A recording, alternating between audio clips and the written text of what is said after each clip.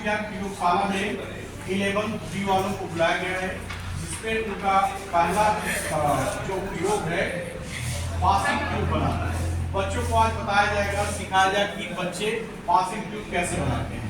तो जो प्रैक्टिकल का जो एक नियम होता है, सबसे पहले उद्देश्य में हम क्या करते हैं कि पासिंग ट्यूब कैसे बनाते हैं, ठीक है, या पासिंग ट्यूब बनाना उद्देश्य हो गया।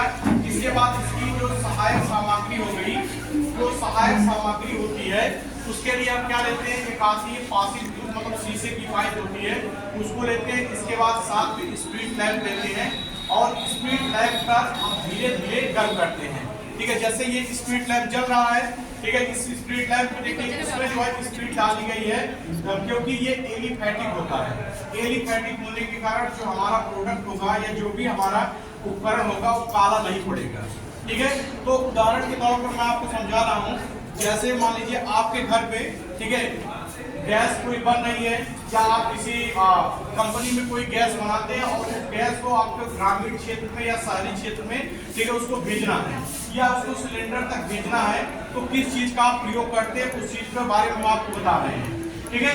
जैसे आपका पहला उपकरण है पासिंग ट्यूब बनाना, ठीक है। तो इस उपकरण जैसे आप देख होंगे अपने घर पे एलपीजी सिलेंडर होता है, एलपीजी सिलेंडर से रेगुलेटर लगा के पासिंग ट्यूब के थ्रू आपके चूल्हे तक जो है गैस प्रवाहित की जाती है। तो उसको बनाने के लिए हम लेते हैं ऐसे पासिंग ट्यूब होती है हमारी, और उसको धीरे धीरे सेक करते हैं, ऐसे हम हल्का हल्का, ठीक है, थोड़ा सा धैर्य रखकर करते हैं, क्योंकि ये जो प्रोसेस होता है लंबा होता है। इस प्रोसेस को होने में कम से कम 5 से 7 मिनट लग जाता है, ठीक है। और इसमें 2 प्रोसेस होता है। जैसे अगर हमारा गैस जो है वायु से हल्का है, ठीक है, अगर वायु से हल्का है तो हम अपने गैस जार को जो है, ठीक है, गैस जार को हम उल्टा रखते हैं, ठीक है, उल्टा रख के उसका मुंह जो है नीचे की तरफ कर देते हैं और तेल जो है ऊपर की तरफ। क्यों? क्योंकि गैस जो होती है हमारी ऊपर की तरफ भागेगी। जैसे आपने देखा होगा एलपीजी का जो सिलेंडर जो आप गुब्बारा एक गांव में देखते हैं, गुब्बारा जिसमें गैस भरा रहता है, ठीक है, उसमें ऑक्सीजन भरा रहता है, उस गैस को हम छोड़ते हैं तो वह ऊपर की तरफ भी भागती है, मतलब ऊपर की तरफ भी जाता है, ठीक है। क्यों? क्योंकि वह गैस जो होती है वायु से हल्की होती है।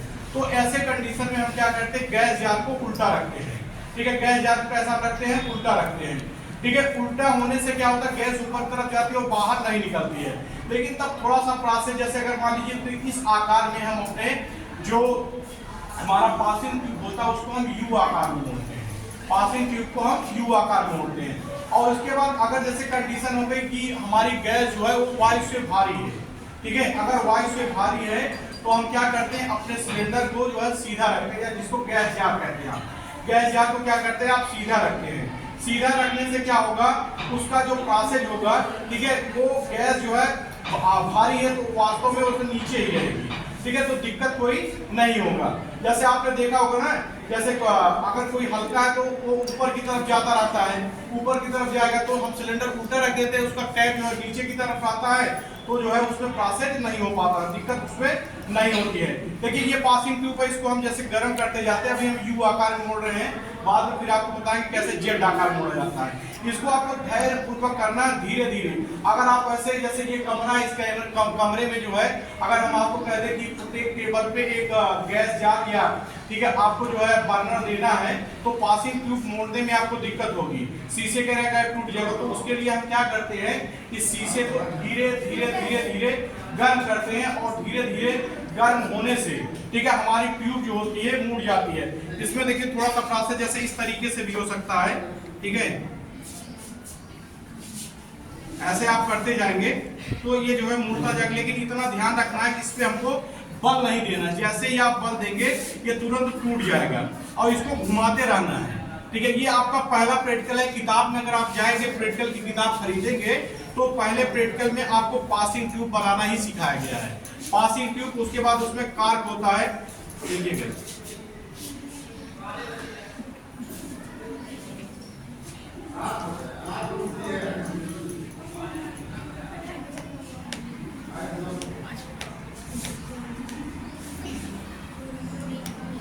देखिए अब ये जो है आपका मुड़ गया। अब आप इधर से गैस इसमें प्रोवाइड करेंगे या इसमें गैस प्रोवाइड करेंगे तो आसानी से गैस जो है इसमें चला जाएगा।